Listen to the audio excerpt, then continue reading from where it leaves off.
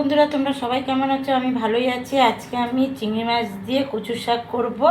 কচুর শাকগুলো সিদ্ধ করে নিয়েছি, এবার কড়াইতে তেল দিয়ে দিচ্ছি, চিংড়ি মাছ দিয়ে দিয়েছি। এবার এগুলো একটু ভালো করে ভেজে তারপরে আমি কচুর শাকটা দিয়ে দেবো।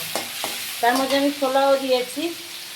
এবার চিংড়ি মাছটা ভাজা হোক, তারপরে কচুর শাকটা দিচ্ছি।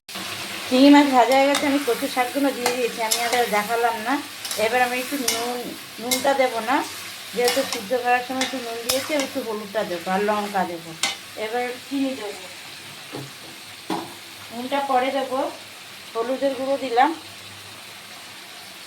এবার ভালো করে নেড়ে চেড়ে এবার কষাতে থাকি, এটাকে একদম মিলে যাবে, তারপরে নামাবো। লঙ্কাও দিয়ে দিয়েছি। এবার এটা ভালো করে কষাই আস্তে আস্তে।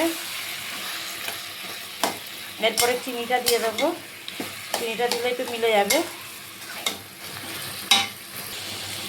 এরকম মিলে এসছে, কচু শাকটা হয়ে এসছে।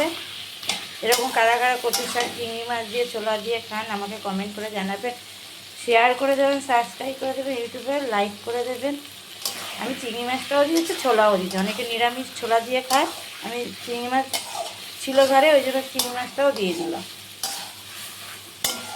আর একটুখানি মিলবে, ভালো করে মিলে নিই, তারপরে নামিয়ে দেবো। চিনি দেওয়া হয়ে গেছে আমার কচুর শাক রেডি। ভালো থাকবেন, সুস্থ থাকবেন, টাটা, বাই বাই।